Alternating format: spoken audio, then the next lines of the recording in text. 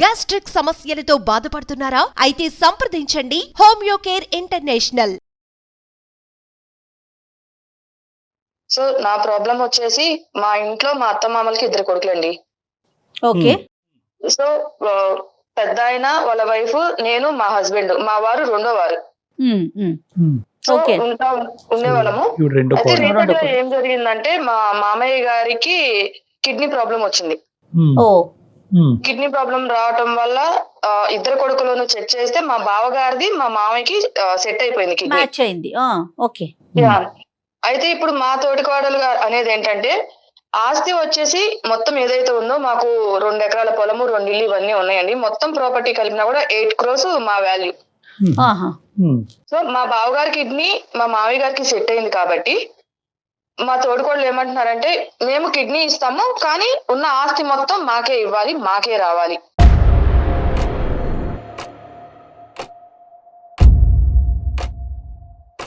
అని ప్రపోజల్ పెట్టారు.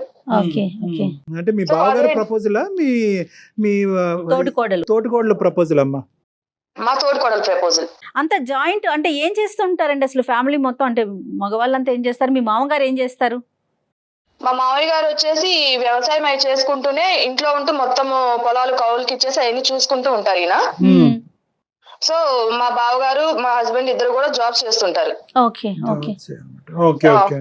అంటే ఇది ఈ పరిస్థితి రాకముందు మామూలుగా అన్నదమ్ముల మధ్యన కానీ తోటికోళ్ళ మధ్యన మీకుని మీ తోటికోళ్ళ మధ్యన రిలేషన్షిప్ ఎలా ఉందాం జనరల్గా? అంటే ఈ ఆస్పెక్ట్, ఈ సిక్నెస్ రానంత వరకు ఓకే సార్, బానే ఉండేది, ఇబ్బంది అయితే ఉండేది కాదు కానీ బట్ ఏ ఇంట్లో అయినా చిన్న చిన్న మనస్పర్ధలు అయితే ఉంటాయి కదా. అంటే జాయింట్ ఫ్యామిలీ అమ్మా, అందరూ కలిసి ఉంటారా? అవునండి. ఓకే. అత్తయ్య అండి? అత్తయ్య మళ్ళీ మీకు పిల్లలు ఉన్నారండి. మాకు 2 పిల్లలు అండ్ మా బావగారి వాళ్ళకి కూడా 2 పిల్లలండి. ఇప్పుడు ఈ ఇతను సిక్నెస్ ఎప్పటి నుంచి అమ్మా? ఇతను కిడ్నీ సమస్య ఎప్పటి నుంచి ఉంది? 6 months నుంచి ఉందండి. చూసేదంతా మీరమ్మా? అంటే బేసికలీ సర్వీస్ అంతా మీది? మాది. ఏది మందులు అందించడం గానీ, హాస్పిటల్ విజిట్స్ గానీ, డాక్టర్ చెప్పిన సలహాలు ఫాలో అవటం గానీ ఇదంతా మీరు? ఆయన దగ్గరుండి చూసుకోవటం కానీ ఏదైనా టైం టు టైం ఫుడ్ పెట్టడము, మెడిసిన్స్ ఇవ్వడం కానీ అన్ని మేమే చూసుకునే వాళ్ళం. మరి ఆవిడ ఏం చేస్తున్నారు?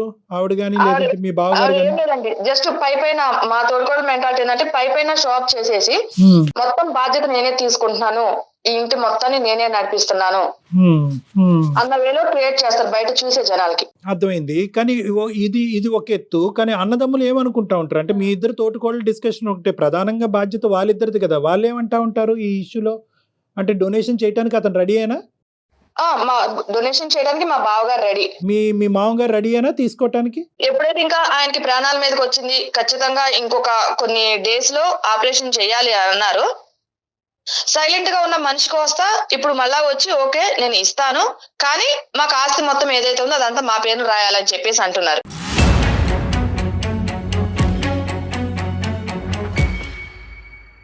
అంటే ఏంటి ఇప్పుడు అతని మాట, లేదంటే ఈవిడ నూరు పోసిందా? అంటే ఏమంటున్నారు మీరు? మీ కో సిస్టర్ ఏమన్నా ఉన్నిందా? అవును, మా కో సిస్టర్దే సార్. ఎందుకంటే మా బావగారు అంత ఇది లేదు, మొత్తం ఆమె గుప్పట్లోనే ఉన్న మనిషి. మా తోడుకోడలు ఏది చెప్తే అది చేస్తారు. రైట్. మరి చిన్న కొడుకు అన్యాయం అయిపోతున్నాడు అనే బేసిక్ ఫీలింగ్ రావట్లేదా వాళ్ళకి? హెల్త్ అనే దాంతో పోల్చుకున్నప్పుడు? లేదండి, మా అత్తగారు కూడా ఏం ఆలోచిస్తున్నారంటే ఆమె ఒక లేడీగా మా మామగారి ప్రాణాపాయాల నుంచి బయటపడితే చాలా అన్న ఉద్దేశంలో ఆమె ఆలోచిస్తున్నారు. కానీ ఇక్కడ కొడుకు ఏమవుతాడు, కొడుకు పరిస్థితి ఏంటి, కొడుకు పిల్లల పరిస్థితి ఏంటి? ఇప్పుడు ఎలా ఉందమ్మా ఇంట్లో వాడి వేడి ఎలా ఉంది? వాడి వేడి ఏం లేదండి, ఎవరెన్ని చెప్పినా ఎవరెన్ని చేసినా మాకు ఆస్తి ఇస్తే మేము కిడ్నీ ఇస్తాము, ఇంకా వాళ్ళు వేరే ఎవరి మాట కూడా వినట్లేదు. మా తోడుకోవడం చూడండి, భయం వేస్తుందమ్మా నిజంగా. అతను చావు బ్రతుకుల్లో ఉండటాన్ని కూడా ఈ రోజు దీన్ని ఒక వ్యాపారం కింద మలుపు తిప్పుకునేటటువంటి మనస్తత్వాలు ఉన్నాయా అంటే భయం వేస్తుంది నిజంగా. ఎలాంటి కాలం ఇప్పుడు ఏంటంటే ఆవిడ ఏమంటదమ్మా ఇప్పుడు అదే డీలా అంతే, ఇంకేం లేదు అసలు ఇంకా మాట్లాడే అవకాశం కూడా ఇవ్వట్లేదు సార్. ఎలా అంటే మీరు ఆస్తి రాస్తే మొత్తము కిడ్నీ ఇస్తాం, లేదంటే లేదు, ఇంకా వేరే ఎవరిని ఏ విషయం కూడా మాట్లాడటానికి ఆమె ఎక్స్పెక్ట్ చూపించట్లేదు. ఇప్పుడు మీరు రియాక్ట్ అవుతున్నారు, ఇదే ఈమెయిల్ మీ హస్బెండ్ ఎందుకు పంపించలేదు మాకు? అతను రియాక్ట్ అవ్వట్లేదు, అతనికి ఓకేనా ఈ డీల్? ఆయన ఓకే సార్, కానీ వీళ్ళు సొంత అన్న కాబట్టి వీళ్ళు ఏం మాట్లాడలేకపోతున్నారు. అటు అన్న ఇటు తండ్రి ప్రాణం కోసం కదా. అంటే కాదు, అంటే ఇప్పుడు ఓకే తండ్రిని కాపాడుకోవాలి అనేటటువంటి ఆలోచన కరెక్టే, దానివల్ల మీ హస్బెండ్ మాట్లాడలేకపోతున్నారు అన్నది అర్థం అవుతుందమ్మా. కానీ రేపు పొద్దున ఏంటి ఇంత చిల్లర డీల్ చేస్తున్నారు ఏంటి వీళ్ళు అనేటటువంటిది అతను కోపంగా లేదా? బ్రదర్ని నిలదీయలేదా? ఏంటన్నయ్య ఇది తప్పు కదా అని అనలేదా? నిలదీయలేకపోతున్నారండి. ఎందుకంటే అన్నయ్య ఉన్న సిచ్యువేషన్ తెలుసు. ఇక్కడ ఏదైనా ఈయన ఎదురు తిరిగి అన్న కాదు అని అంటే రేపు అన్న పరిస్థితి ఏంటి? అన్నను కూడా పట్టించుకోదు. ఈ ఆస్తి కోసం ఇది చేస్తుంది కాబట్టి రేపు అన్నను కూడా పట్టించుకోదు. అన్న మెతకతనాన్ని చూసి ఈయన కూడా ఏం మాట్లాడలేకపోతున్నారు. ఇప్పుడు ఇతను కిడ్నీ మ్యాచ్ అవ్వలేదా అమ్మా? లేదండి, మా హస్బెండ్ కిడ్నీ మ్యాచ్ అవ్వలేదు. ఒకప్పుడు మ్యాచ్ అయ్యి ఉంటే కనుక ఇతను కూడా ముందుకు వచ్చి ఉండేవారు. అవును, డొనేట్ చేయడానికి వితౌట్ ఎనీ డీల్స్. మా హస్బెండ్ కూడా అడిగారు, సార్ ఒకసారి చూడండి, ఫస్ట్ అనింది కూడా మా హస్బెండే, నా కిడ్నీ అంటే మ్యాచ్ ఏదైనా చూడండి, మా నాన్నగారికి నేను ఇస్తాను అని చెప్పారు. కాదమ్మా, ఈ రోజు మీరు మాకు ఈమెయిల్ పంపించడానికి ప్రధానమైన కారణం ఏంటమ్మా? ఆవిడ అంత బలంగా డీల్ క్లోజ్ చేసినప్పుడు మా దగ్గర నుంచి మీరు ఏమి ఎక్స్పెక్ట్ చేస్తున్నారు అనురాధ గారు? మా పిల్లల కోసం మా బావగారు వీళ్ళందరూ ఉన్నారు కాబట్టి ఎటు నుంచి ఏ సమస్య రాకుండా మీరు ఏదన్నా తగిన సలహా ఇస్తారు. ఆమెకి ఎవరి మాట వినే సిచ్యువేషన్ లేదు. మేము ఎవరు నేను కూర్చోబెట్టి పెద్ద మనుషులు కూర్చోబెట్టి మాట్లాడాలన్నా కూడా వినే సిచ్యువేషన్ లేదు.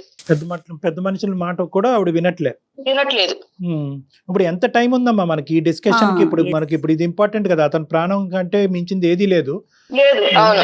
ఎంత వయసు ఉండొచ్చమ్మా మీ మామగారికి? మా మామగారికి 69 ఉంటాయండి. 69 years. ఇప్పుడు ఎంత టైం ఉందని చెప్పారు డాక్టర్స్? అంటే ఎంత టైం లోపల మనం సర్జరీకి వెళ్ళాలి, ఐ మీన్ ట్రాన్స్ప్లాంటేషన్ కి వెళ్ళాలి? 1 week అండి. అబ్బో, అయ్యో. కాబట్టి ఆమె ఇంత గట్టిగా కూర్చున్నారు. అది థ్రెట్. ఇది లిటరలీ చెప్పాలి అంటే ఇది ఒక బ్లాక్ మెయిల్, థ్రెట్ అనుకోవచ్చు. బెదిరింపే. థ్రెట్ మీద టైం ఎక్కువ లేదు, తక్కువ టైమే ఉంది.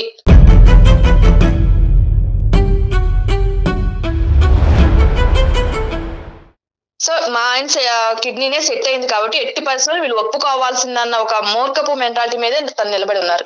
బట్ వర్స్ట్ కమ్ సినారియోలో ఏంటంటే పెద్ద ఆయన ప్రాణాలే కాపాడాలి, ఒక 1 week ఉంది అనేటటువంటి ఆలోచనతో తర్వాత సంగతి తర్వాత చూద్దాం అనే ఉద్దేశంతో మీరు ఆస్తిని వదులుకోవడానికి రెడీగానే ఉన్నారా?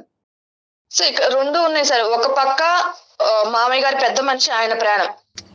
రెండో పక్క 2 ఆడపిల్లలు, చిన్న పిల్లలు. ఎవరు? మీకు. అది వాళ్ళ భవిష్యత్తు అనేది ఇక్కడ నిర్ణయిస్తున్నట్టుగా అవుతుంది, అంతే కదమ్మా? అవును. రైట్. సో రెండిట్ల మధ్యన చిక్కుకుపోయారు మీరు ఇప్పుడు. అవును. కానీ వాళ్ళు ఏదైనా గవర్నమెంట్ జాబ్ అయితే మనకి ఫ్యూచర్ హోప్స్ అనేది ఉండేది సార్. ఈయన చిన్న ప్రైవేట్ జాబ్, ఈయనకొచ్చే జీతంతో 2 ఆడపిల్లల్ని చదివించి. బావగారండి, ఒకటేంటంటేనమ్మా, ఇది నేను ఒక డాక్టర్, లీగల్ ఇష్యూస్ మాట్లాడకూడదు, కానీ ఎన్ని ఒప్పందాలు జరిగినా కూడా పెద్దవాళ్ళ మధ్యన అతని కిడ్నీ గురించి ఇవ్వచ్చు, హార్ట్ గురించి ఇవ్వచ్చు, కానీ ఏంటంటే at the end of the day 2 కొడుకులకి ఈక్వల్ రైట్స్ ఉంటాయి. అవునండి. ఆ విధంగా ఇప్పుడు ఏంటంటే ఆ యాంగిల్లో మనం వెళ్ళకూడదు అనేటటువంటి ఉద్దేశంతో, సానుకూలంగా సెటిల్ చేయాలనే ఉద్దేశంతో ఈ రోజు ఇలా మాట్లాడుకుంటాం. నిజంగా ఇది దాని వరకు వస్తే కనుక ఇద్దరికి సమాన హక్కులు ఉంటాయి. ఈవెన్ లీగల్ గా కూడా వెళ్ళొచ్చండి, అంత టైం ఉన్నట్లయితే. లీగల్ గా వెళ్ళొచ్చు, ఇప్పుడు వెళ్ళొచ్చు, రేపు పొద్దున ఆపరేషన్ అయిన తర్వాత కూడా వెళ్ళొచ్చు. కానీ ఏంటంటే ఆ పోరాటం ఎలా ఉంటుందంటే ఇంకా మొత్తం కుటుంబాన్ని అంతా విడదీయటం అవుతుంది. రెండో అంశం ఏంటంటే అది ఆ లీగల్ లెక్క చెల్లాలి అంటే కనుక కొన్ని సంవత్సరాలు పట్టొచ్చు. అలానే మామయ్య గారు అయితే ఎవరైతే ఉన్నారో ఆయన కూడా ప్రాణాలు ఇది ఉండాలి కదా. అదేలేం. సో ఏదన్నా కూడా ఒక సానుకూలమైనటువంటి వాతావరణంలో నిర్ణయం తీసుకుంటే మంచిది అన్నట్టుగా మీరు మార్క్ చేశారు. ఒకసారి ఏమైనా మాట్లాడదామండి మీ కో సిస్టర్ తో, ఆవిడ మాట్లాడతారా?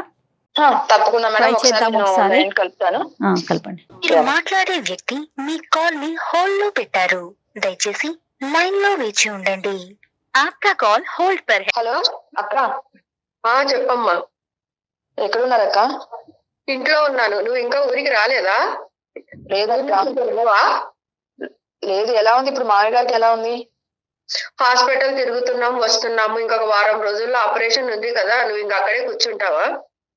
లేదు, రావాలి. కానీ మీరు ఆస్తి గురించి ఏమన్నా ఇంకొకసారి ఆలోచించారా? ఇప్పుడు ఆలోచించడం ఏముంది? కాదక్క, ఇప్పుడు మీరే మొత్తం కావాలి అంటే మరి మాకు ఇక్కడ 2 ఆడపిల్లలు ఉన్నారు కదా, చిన్న పిల్లలు, వాళ్ళ భవిష్యత్తు గురించి అయినా ఒకసారి ఆలోచించి మళ్ళీ నిర్ణయం తీసుకోండి అక్క. అయినా ఇంత రిస్క్ తీసుకొని మేము కిడ్నీ మార్పిచ్చి బావగారిని మేము ఎట్లా చూసుకోవాలా? ఒక మనిషిని ఆయనని గాజు బొమ్మలాగా కాపాడుకొని రావాలి. ఆయనని ప్రాణం పనంగా పెట్టి మామగారికి ఒక జీవితాన్ని ఇస్తుంటే నువ్వు ఇలా మాట్లాడడం నాకు అర్థం కావడం లేదు. సరే అక్క, ఎన్ని చెప్పినా నువ్వు వినాలా లేవు. అందుకే అందమైన జీవితం అనే ప్రోగ్రామ్ నేను మెయిల్ పెట్టాను, మన ఇష్యూ గురించి, మన సమస్య గురించి. వాళ్ళెందుకమ్మా, అత్తయ్య గారు అన్ని నిర్ణయం తీసుకున్న తర్వాత మళ్ళీ మాట్లాడడం. నమస్తే అమ్మా. నమస్తే అండి, నేను జయానండి, అందమైన జీవితం ప్రోగ్రాం నుంచి. సారీ అండి, మీకు తెలియకుండా తను జస్ట్ మీ సమస్యని ఒక పరిష్కారం కోసం అన్నట్లుగా మాకు ఒక మెయిల్ చేశారు. నమస్తే అమ్మా, గాయత్రి గారమ్మా, మీ పేరమ్మా? నమస్తే సార్, నా పేరు గౌతమి సార్. గౌతమి, సారీ గౌతమి గారు. అమ్మ ఇప్పుడు చూడండి, మీకు ఇదేంటంటే వారం రోజుల్లో సర్జరీ పెట్టుకుని ఇదంతా చాలా అసందర్భంగా మీకు అనిపించవచ్చు. కానీ ఏంటంటే ఎంతమంది పెద్ద మనుషులు వచ్చినా చెప్పినా కూడా నాకు అతని ప్రాణాలు ఎంత ఇంపార్టెంటో ఇక్కడ నాకు రావాల్సినటువంటి మొత్తం షేర్ అంతా నాకే రావాలి అనేటటువంటి అభిప్రాయం. ఎందుకంటే మా హస్బెండ్ రిస్క్లోకి వెళ్ళి అతను డొనేట్ చేస్తున్నాడు అనేటటువంటి ఆలోచన మీకు ఉన్నా కూడా కొంతమంది చూసేటటువంటి ప్రేక్షకులు కానీ నాలాంటి వాళ్ళు కానీ అవును కదా, అతను కూడా ప్రాణాలకు పణంగా పెట్టి ఒక కిడ్నీ డొనేట్ చేయటం, రేపొద్దున ఇతని కిడ్నీకే ఏదైనా ప్రాబ్లం వస్తే కనుక ఈ పిల్లల భవిష్యత్తు ఏంటి అనే పరిస్థితి ఏర్పడటం వల్ల అతను బహుశా ఇది ఆస్తికి ముడిపెట్టచ్చు అనేటటువంటి ఆలోచన ఉన్నా కూడా ఎక్కడో ఇది సిచ్యువేషన్ని అడ్వాంటేజ్ తీసుకుని మీరు దీన్ని ఒక వ్యాపార రీత్యా ముందుకెళ్తున్నట్టు నాకు అనిపిస్తుందమ్మా. అంటే ఈ వర్డ్ నాకు అంటే మీరు ఎంత సేవ చేస్తున్నారు మీ మామగారికి, మీరు ఎంత ముందుకు రావాల్సింది వచ్చింది. ఎందుకంటే ఎంత తండ్రి అయినా కూడా డొనేట్ చేయటం అనేటటువంటిది ఒక పెద్ద ప్రక్రియ. ఎందుకంటే డోనర్కి రెసిపియంట్కి ఈక్వల్గా హెల్త్ రిస్క్ ఉంటుంది. ఇతనికి ఎనస్థీషియాలోకి వెళ్ళాలి, రేపొద్దున ఇతనికి ప్రాబ్లం వస్తే కనుక ఇంకో సమస్య రావచ్చు, ఇలాంటి రకరకాలు ఉంటాయి. సో ఇక్కడ మీరు చేసినటువంటి సాక్రిఫైస్ ఎంత గొప్పగా మాట్లాడుకోవచ్చో, మీరు అడిగినటువంటి డిమాండ్ వల్ల మీరు మిమ్మల్ని అంత కిందకి దిగజార్చుకున్నారు అనేటటువంటి అభిప్రాయం నాకు కలుగుతుందమ్మా. ఇదేదో డీల్ కుదుర్చుకున్నట్టు అనిపిస్తా ఉందండి వింటుంటే. లేదు మేడం ఆ మాట అస్సలు అనకండి. మీకు తెలియని ఒక విషయం చెప్పమంటారా? తను నా తోడికోడలే కాకుండా నా సొంతం చెల్లెలు కూడా మేడం. మేము ఇద్దరం ఒకింటి నుంచి ఇక్కడ వచ్చినాం మేడం.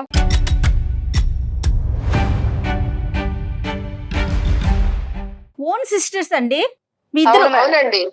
మరి అనురాధ గారు అసలు ఆ మాట అనలేదు మీరు? నేను అనకపోవడానికి ఇక్కడ ఒక రీజన్ ఉంది మేడం. తిను ఏదైతే ఆస్తి కోసం పోరాడుతుందో అంతకుముందు మా పుట్టింటి వాళ్ళతో కూడా మాకు రావాల్సిన డబ్బులు ఏదైతే ఉన్నాయో అవి కూడాను నేను పెద్ద కూతురుగా నేను బాధ్యతలు తీసుకున్నప్పుడు నువ్వు అన్ని కూడా తనకే ఇస్తారు, తనకే చేస్తారని ఈవెన్ మా తల్లిదండ్రుల మీద కూడా గొడవ పెట్టుకొని వచ్చిందండి.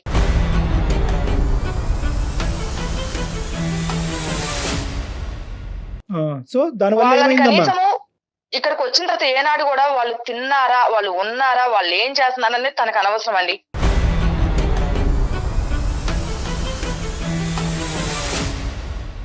సార్ ఎనస్థీషియా ఇచ్చిన తర్వాత ఆయన ఒక పేషెంట్ లాగా అయిపోతాడు. ఇంకా ఎవరు సార్ మాకు చేసేవాళ్ళు? ఆయన ఒక కిడ్నీ ఇచ్చిన తర్వాత ఎంత ఆరోగ్య సమస్యలు. అమ్మా నిజ జీవితంలో ఏంటంటే పేషెంట్ అయ్యేదానికి అంటే ఎనస్థీషియా ఇవ్వటం వల్ల ఒక రిస్క్ తీసుకుంటారని మనం మాట అంటున్నామే గానీ రిస్క్ ఫ్యాక్టర్ అసలు ఎంత వరకు ఉంటుంది డాక్టర్ గారు? Medical risk factor 30% ఉండొచ్చమ్మా. ఎందుకంటే డోనర్కి ఎందుకంటే కనుక ఒకటి ఎనస్థీషియా అనేటటువంటి అంశం, రెండోది ఏంటంటే ఒక మేజర్ సర్జరీ అనేటటువంటి అంశం, మూడోది ఏంటంటే కనుక తండ్రికి కిడ్నీ డిసీజ్ ఉంది కాబట్టి కొడుకు కూడా కిడ్నీస్ ఇన్ఫెక్షన్ రావచ్చు అనేటటువంటి మూడో అంశం. నాలుగో అంశం ఏంటంటే 2 కిడ్నీలు ఉండేటటువంటి వ్యక్తి ఒక కిడ్నీ పోయినా సర్వైవ్ అవ్వచ్చేమో కానీ ఇప్పుడు పెద్ద ఆయన ఒక కిడ్నీ డొనేట్ చేస్తే కనుక ఇతను సింగిల్ కిడ్నీతో పోరాడాలి. సో ఇటువంటి రిస్క్ అయితే మాత్రం ఒక 30% ఉంది అని మనం చెప్పుకోవచ్చు. కానీ దాన్ని డొనేట్ చేయటం వల్ల ఆ రోజు నుంచే డొనేట్ చేసిన రోజు నుంచే ఇతను పేషెంట్ అయిపోతాడు కాబట్టి బెడ్ రిడెన్ అయిపోతాడు అంటానికి లేదు. అతనికి కంపెన్సేషన్ గా మొత్తం ఆస్తి అంతా నాకే ఇచ్చేయాలి అనేటటువంటిది అది దుశ్చర్య, అది కరెక్ట్ కాదు. అది నేను ఆవిడకి అర్థమయ్యేటటువంటి విధంగా చెప్తున్నాను. ఇక్కడ రిస్క్ ఉంది అనేటటువంటి అంశం మనం ఈ రోజు పరిగణలోకి తీసుకున్న గౌతమి గారు, ఇక్కడ ఏంటంటే రిస్క్ ఉంది కాబట్టి ఆ రిస్క్ కంపెన్సేషన్ గా ముందే మాకు కంపెన్సేషన్ ఇవ్వాలి కాబట్టి అని చెప్పి 30% ఉన్నటువంటి రిస్క్ కి ఈ 8 crores కి ముడిపెట్టేసి ఇదంతా ముందే తీసేసుకుందాం అనేది స్వార్థం కాదు సార్. ఒక మాట 30% రిస్క్ ఉందని చెప్పినప్పుడు మరి అంత రిస్క్ తీసుకొని ఈమె పిల్లల్ని చూసి ఇవన్నీ చేసిన తర్వాత మేము ఇంత చేయాల్సిన అవసరం ఏముందండి? మా కిడ్నీ ఏమో పుణ్యానికి కిడ్నీ దొబ్బేస్తారు.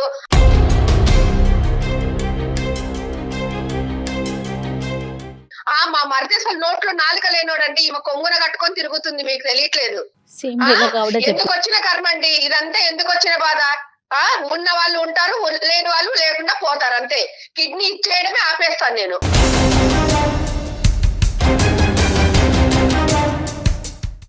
ఎందుకు వచ్చింది మాకు ఈ బాధ చెప్పండి. పెద్ద మనుషుల ముందు కూడా ఇట్లే మాట్లాడతారు. సరిపోద్దండి, బయటకేమో అన్ని చేస్తున్నాము, నేను చేస్తున్నాను, బయట జనాలకి నేనేదో కష్టపడుతున్నానని చూస్తారండి. ఇంట్లో పనులు చేసే వాళ్ళకి ఇవన్నీ కుదరదు కదండి. కాదండి, సొంత ఒక తల్లి కడుపును పుట్టిన మీ ఇద్దరు ఇట్లా పోట్లాడుకోవచ్చు ఒక చిన్న విషయానికి, అది డబ్బుల కోసమా? ఒక పక్కన పుట్టినిల్లు, ఒక పక్కన మెట్టినిల్లు. ఆల్రెడీ మీ ఇద్దరికి ఒక బంధం ఉంది, రక్త బంధం ఉంది. ఏం కళ్యాణ్ గారు, కాదమ్మా, పోనీ బయట నుంచి వచ్చిన పిల్లలు కూడా కాదు. అసలు నాకేం మాట్లాడాలో కూడా అర్థం కావట్లేదు. సైలెంట్ గా ఉండిపోయారు డాక్టర్ గారు అయితే. ఉందనే జయ మేడం, నేను ఇన్నాళ్ళు అక్క కదా, నాకు తోబుట్టు కదా, ఇప్పుడు కాకపోయినా రేపైనా అర్థం చేసుకుంటుందిలే. కనీసం నా పిల్లలంటే అక్క అంటే ఆమెకి పిల్లలే కదా. అంతే కదా. నువ్వే అర్థం కావట్లేదు అన్ని విధాలుగా. ఇప్పుడు సరే అయిన తర్వాత అంత రామాయణం చేస్తున్నారు నువ్వే కదా ఇప్పుడు. అమ్మా ఇప్పుడు ఏది సరే అమ్మా అయింది. ఇప్పుడు ఒకటమ్మా, ఇక్కడ బేసికలీ నాకు ఒక్కటి అర్థం కావట్లేదు, అసలు నోట్లో మాటలు కూడా రావట్లేదు. నాకేంటంటే ఎవరైనా ఒక బయట వ్యక్తికైనా ఒక కిడ్నీ ఇస్తామని చెప్పి ప్రామిస్ చేసిన తర్వాత వెనకడుగేయటానికి కూడా మనసు ఒప్పదు. ఎందుకంటే అది మానవతా దృక్పథం. ఇది చెప్పండి, అది మ్యాచ్ కాకే కదా. ఎందుకంటే కిడ్నీ సెట్ No. అవ్వలేదు కాబట్టే కదా. అమ్మా at the end of the day, కర్మ సెట్ అయింది కాబట్టి మమ్మల్ని ఇట్లా చేస్తున్నారు. అమ్మా, అందుకని కిడ్నీ మానేసినాం అనుకోండి, ఆశల సమభాగం తీసుకుంటారు. గౌతమి గారు, ఎవరికి ఎంత వస్తే అంతే ఇస్తారు కదా. గౌతమి గారు, వచ్చిన తలనొప్పి. గౌతమి గారు ఆ పెద్ద ఆయన ఈ మాటలన్నీ వింటే కనుక వారం రోజుల తర్వాత సర్జరీ కూడా వద్దు, ఈ క్షణాన్ని నేను చచ్చిపోతానని అంటాడు అతను.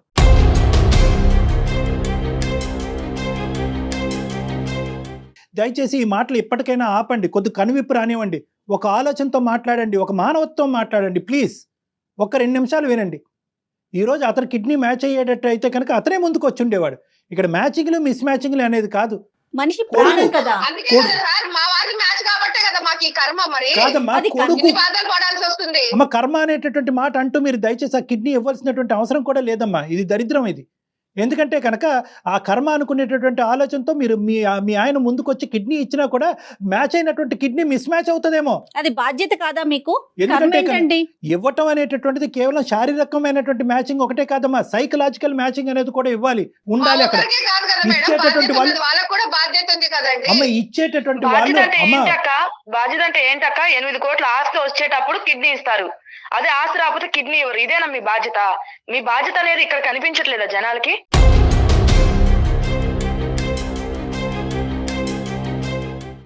అందరికి తెలుసు, జనాలకు బాధ్యత తెలుసు. అమ్మా, నీకు తెలియకనే ఇదైపోతున్నావు. మా బాధ్యత, మేము ఎన్ని బాధలు పడుతున్నావు అన్నది పొద్దున్న లేచినప్పటి నుంచి హాస్పిటల్లో ఉండాలి, ఇటు భర్తను చూసుకోవాలి, మా ఆయనకు నానా టెస్టులు చేస్తున్నారు, పిల్లల్ని చూసుకోవాలి, ఈమె పిల్లల్ని చూసుకోవాలి, ఎన్ని చూసుకోవాలి, అత్తగారికి సర్ది చెప్పాలా, ఆమె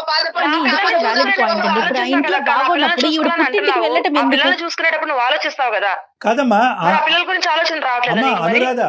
అనురాధ ఇప్పుడు ఒకటి ఇక్కడ ఏంటంటే ఆవిడ ఎప్పుడైతే కనుక కిడ్నీ ఇవ్వటానికి డబ్బులకి ఆస్తులకి ముడిపెట్టిందో ఆవిడ ఆటోమేటిక్ గా చెడు అనే కేటగిరీలోకి వెళ్ళిపోయింది.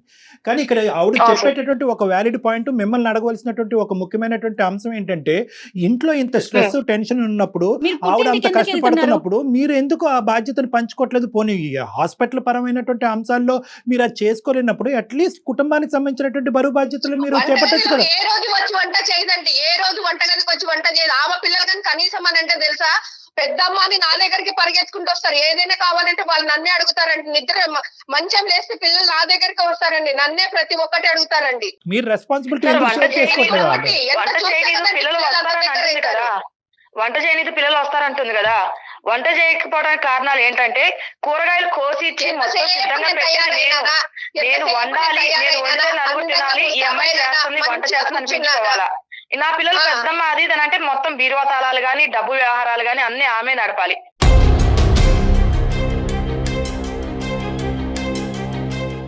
పిల్లలు ఆమె దగ్గరికి వెళ్ళి పెద్దమ్మ ఇది కావాలి అది కావాలని పిల్లలు ఆమె నడకుండా నన్ను అడుగుతారండి. వంటగదిలో కూడా అంతే, కూరగాయలు గాని వంటగదిని శుభ్రం చేసి గాని, కూరగాయలు కట్ చేయడం గాని మొత్తం నేను చేసిస్తే చివరిలో వచ్చి తాలింపు వేసి వంటగదిలో నేనే కష్టపడిపోయాను అనేది మా అత్త మామల ముందు బిల్డప్ ఇవ్వాలండి.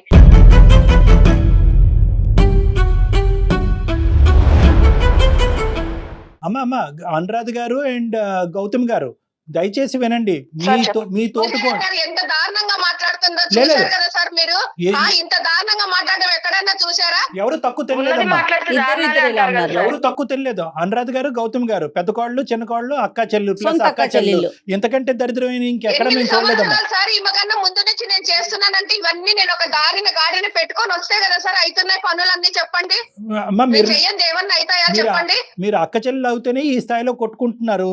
మీరు నిజంగా కూర్చున్నామా, అందంగా రెడీ అయినామా, ఏ ఫంక్షన్ లకు వెళ్ళాలన్నా ముందుండడము అంతే. వెనకాల మేమన్నీ చేపించి చెంది రెడీ చేసి పెట్టుకొని అన్ని చేస్తే పొద్దున్న నుంచి రాత్రి పడుకునేటప్పుడు వరకు ఎన్ని చెయ్యాలంటే అన్ని చేస్తున్నాము. అమ్మా ఒక్క నిమిషం అమ్మా, గౌతమ్ గారు వింటారా? నీకు అర్థం కావడం లేదు, అన్ని చేసి పెడుతున్నాం కాబట్టి నీకు వడ్డించిన విస్తరలాగా ఉంది కదా జీవితం, అందుకోసమని ఇట్లా మీ మాట్లాడుతున్నావు. తోటకోళ్ళ అంశాలు ఇవన్నీ మాట్లాడుకుంటే ఈ వారం రోజులు కూడా అయిపోతుంది. ఆ పెద్ద చూపండి సార్. కాదమ్మా, ఒకసారి వినండి. ఏమీ లేదు, మాకు కావాల్సింది మాకు చేస్తేనే కిడ్నీ ఇస్తాము, లేకుంటే మాకెందుకు నోరు మూసుకొని గమ్మున కూర్చుంటాము.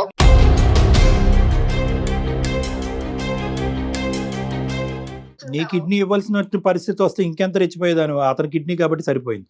అది కాదమ్మా గౌతమి, ఒక్క నిమిషం అమ్మా. కాదు సార్, నేను వేరు మా వారు వేరే అవుతారా సార్? అలా కాదమ్మా, మరి ఆయన తండ్రి కాదమ్మా, అమ్మా. తండ్రి కాదా, బాధ్యత లేదా అతనికి? అవునండి, మా వారికి ఒకటే తండ్రి కాదు కదా వారు, ఈమె కూడా మామగారు కదా, వాళ్ళ భర్త కరెక్టేనమ్మా, కూడా తండ్రే కదా. వాళ్ళ హస్బెండ్ కిడ్నీ అది మ్యాచ్ కావట్లేదు కదా. ఒకటేమో కుక్కిన పెయిన్ లాగా కూర్చొని చేయకుండా చడి చప్పుడు లేకుండా చెప్పేసి మా పెత్తనాలు జలాయిస్తుంది ఇప్పుడు. కాదమ్మా, అక్క, నువ్వు కాదు చేసేవన్నీ గౌతమి నా గారు, మీద ఎందుకు నెడుతున్నావు? గౌతమి గారు, చెప్పక్క. గౌతమి గారు, గౌతమి గారు, ప్లీజ్. ఇది ఒకటమ్మా, వాళ్ళకి అవకాశం రాలేదు, మీకు అవకాశం వచ్చింది. ఇది ఒక పుణ్య కార్యక్రమం కింద చూడండి అమ్మా. పెద్ద ఆయనకి దానం చేయటం అనేటటువంటి దయచేసి వ్యాపార దృక్పథంతో చూడకండి. అంత పుణ్యాలు చేసి మా ఆయన ఆరోగ్యాన్ని తృణప్రాయంలో పణంగా పెట్టేసి మేమంతా పుణ్యకార్యాలు చేసేసుకునేంత సాహసం మాకు లేదు సార్.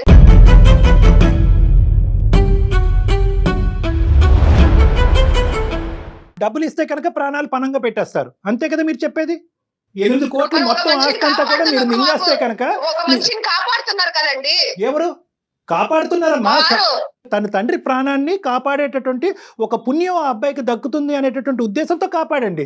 కాపాడుతున్నాడు కాబట్టి మొత్తం ఆస్తి అంతా కదా సార్, ఇంకా అంతకు మించి గౌరవం మాకు ఇయ్యాలా? ఇంకా మమ్మల్ని అదేమో అంటారు చూసారు, మమ్మల్ని నెత్తిన పెట్టుకొని పూజించుకోవాలా వాళ్ళు? అమ్మ ఖచ్చితంగా జరుగుతుందమ్మా, తీసుకుంటున్నప్పుడు ఖచ్చితంగా జరుగుతుందమ్మా. నెత్తిని పెట్టుకుని పూజించడం అనేది జరుగుతుందా, ఏం జరుగుతుందా అన్నది తర్వాత చూద్దాం. కానీ ఈ రోజు ఎప్పుడైతే కనుక మీరు కిడ్నీ ఇస్తున్నాం కాబట్టి మొత్తం ఆస్తి అంతా మాకివ్వండి అనేటటువంటి మాట పొక్కి రేపొద్దున బయటకు వెళ్తుందో మీకు ఉన్న పరువు కూడా పోతుందమ్మా. మీ పిల్లలు కూడా రేపొద్దున మిమ్మల్ని గౌరవించరు.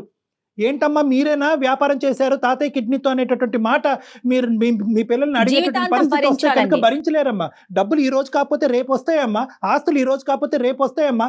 విలువల గురించి మనం ఇక్కడ పోరాడేది, విలువల గురించి ఈ విలువల గురించి పోరాడేటటువంటి క్రమంలో మీరు ఇక్కడ పంచాయతీలు పెట్టుకుని నువ్వు చేసింది ఏమీ లేదు, అంతా నేనే చేస్తున్నాను, అన్ని కార్యక్రమాలు నేనే చేస్తాను కాబట్టి మొత్తం నాకే ఇచ్చేయాలి అనేటటువంటిది ఎంతవరకు సబబు అమ్మా, ఎంతవరకు న్యాయం?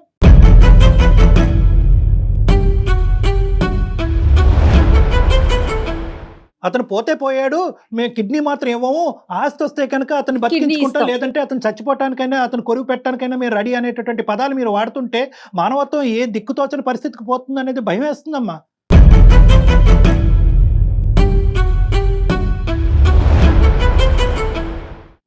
మీ ఇంట్లో మగాళ్ళు ఉన్నారా? కొడుకులు ఉన్నారా? మీ ఆడవాళ్ళు నోరులు మూయించరా? మీ నోర్లు మూయించరా? వాళ్ళకి వ్యక్తిత్వం లేదా? అన్నదమ్ములు ఇద్దరు కలిసి కట్టుకు వచ్చి తండ్రి ప్రాణాలను కాపాడాలని ముందు చూపుతో ముందుకెళ్ళి మీ ఆడవాళ్ళని మీ నోట్లకి టేపులు వేస్తే కనుక మేము ఈ దరిద్రం వినవలసినటువంటి అవసరం కూడా మాకు లేదు. మీకు అసలు ఏమన్నా బుర్రలు పనిచేస్తున్నాయమ్మా? మీ ఇద్దరు పంచాయతీలు మేము వింటూ కూర్చుంటే కనుక వారం రోజులు అయిపోతుంది, ఆ పెద్ద ప్రాణాలు గాలిలో కూడా కలిసిపోవచ్చు, మాకు తెలీదు. ఒక్కటే చెప్తున్నానమ్మా, ఈ రోజు మీ ఇద్దరు ఎదుర్కొంటూ ఉండే తక్షణ కర్తవ్యం ఒకే ఒక అంశం, ఈ సర్జరీ సాఫీగా ముందుకెళ్ళనివ్వండి. డొనేషన్ అనేటటువంటిది ఒక మానసిక పరమైనటువంటి అంశం. ఇద్దరు డోనర్ అండ్ రెసిపియంట్ అందరూ హ్యాపీగా ఉండాలి. ఒక వేదంతోనో ఒక భయంతోనో ఒక బ్లాక్మెయిల్తోనో ముందుకెళ్ళేటటువంటి అంశం కాదు ఇది, ఎవరికి మంచి జరగదు. చేసేటటువంటి ట్రాన్స్ప్లాంట్ కూడా దిక్కుతోచినటువంటి పరిస్థితికి పోయి రిజెక్షన్ జరగచ్చు ఈ మానసిక ఒత్తిడి ఉంటే కనుక. Matching should be both physiological as well as mental. కాబట్టి దయచేసి మీ ఆడవాళ్ళు ఇద్దరు కూడా కాసేపు నోరు మూసుకుంటే కనుక తర్వాత జరిగేటటువంటి కార్యక్రమం ఏది ఉంటే కనుక ఈ ఆస్తులు, ఈ గొడవలు, ఈ అంశాలు ఏమన్నా ఉంటే కనుక ఒక సానుకూలమైనటువంటి వాతావరణంలో మనందరం కూర్చుని ఇంకొకసారి ఒక అవకాశం తీసుకుని మాట్లాడుకుందాం. నేను ఆలోచించుకొని చెప్తానండి. ఏం ఆలోచిస్తావు అమ్మా చెప్పు, నాకు తెలియక అడుగుతాను. ఏం ఆలోచిస్తావు తల్లి? నువ్వు ఇవ్వాలా లేదా అన్నది ఆలోచిస్తావు. దయచేసి ఆ మాట అనకమ్మా, భయం వేసేస్తుంది, గుండెల్లో రైలు పరిగెడుతున్నాయి.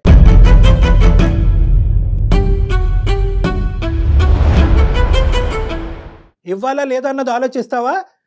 ఏం ఆలోచిద్దాం అనుకుంటున్నారు మీరు? నా దగ్గరికి రావడానికి ఆలోచిస్తారా?